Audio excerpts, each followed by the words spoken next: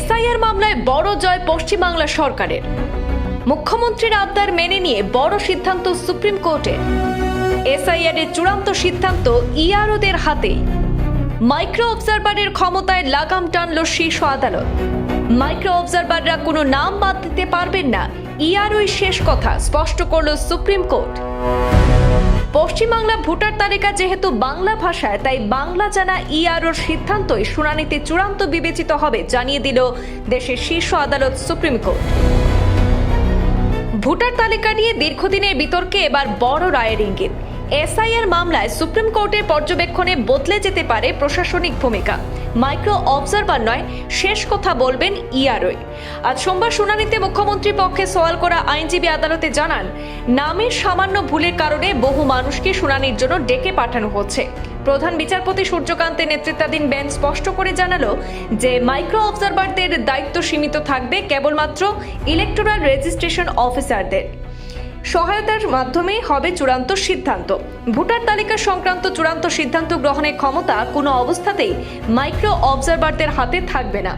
শীর্ষ আদালতের পর্যবেক্ষণে জানানো হয়েছে, কোনো নাম ভোটার তালিকা থেকে বাদ দেওয়ার অধিকার মাইক্রো অবজারভারদের নেই। এই ক্ষমতা সম্পূর্ণভাবে ইআরওদের কাছেই থাকবে। আদালতের মতে প্রশাসনিক সহায়তা এবং সিদ্ধান্ত গ্রহণের মধ্যে স্পষ্ট বিভাজন বজায় রাখা জরুরি, যাতে নির্বাচনী প্রক্রিয়ায় স্বচ্ছতা এবং আইনি কাঠামো অক্ষুণ্ণ থাকে। শুনানিতে প্রধান বিচারপতি আরও উল্লেখ করেন, নতুন সরকারি আধিকারিকদের অন্তর্ভুক্তির ফলে ক্ষতিগ্রস্ত আবেদনকারীদের জমা দেওয়া নথি যাচাইয়ের কাজে অতিরিক্ত সময় লাগতে পারে। এই প্রেক্ষিতে আবেদনকারীদের একাংশের প্রস্তাব মেনে আদালত নির্দেশ দেয় 14 ফেব্রুয়ারির পর আরও এক সপ্তাহ সময় পাবেন ইআরওরা। এই সময়ের মধ্যে নথি যাচাই সম্পূর্ণ করে সিদ্ধান্ত নিতে হবে বলে জানানো হয়েছে। মামলার শুনানিতে রাজ্যের মুখ্যমন্ত্রী মমতা বন্দ্যোপাধ্যায়ের পক্ষে আইনজীবী শেম দেওয়ান আদালতকে জানান যে নির্বাচন কমিশনের কাজের সহযোগিতার জন্য রাজ্য সরকার ইতিমধ্যে 8500 জন কর্মী দিয়েছে। তার দাবি, শনিবার ইমেলের মাধ্যমে এই তথ্য কমিশনকে জানানো হয়েছে। যদিও আদালতের নথিতে উল্লেখ করা হয়েছে তালিকাভুক্ত মোট কর্মীর সংখ্যা 5555 জন।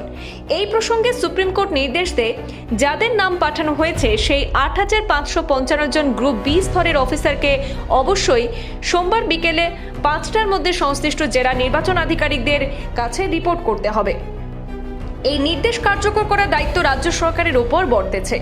পাশাপাশি আদালত জানিয়েছে, নির্বাচন কমিশনের প্রয়োজনে বর্তমানে ইআরও এবং এএআরওদের বদল করার পূর্ণ অধিকার রয়েছে। আবার কমিশন চাইলে উপযুক্ত মনে হওয়া আধিকারিকদের নিয়ে কাজ চালাতে পারবে। এই বিষয়ে সম্পূর্ণ সিদ্ধান্ত নেওয়ার স্বাধীনতা কমিশনের হাতেই থাকবে। এছাড়াও যেসব রাজ্য সরকারি আধিকারিকদের নাম পাঠানো হয়েছে তাদের বায়োডাটা প্রাথমিকভাবে যাচাই করার পর মাইক্রো অবজারভার হিসেবে কাজ করার জন্য 1 বা 2 দিনের সংক্ষিপ্ত প্রশিক্ষণ দেওয়া যেতে পারে বলেও জানিয়েছে শীর্ষ আদালত। ব্যুরো রিপোর্ট, পূর্বাঞ্চল প্রতিদিন।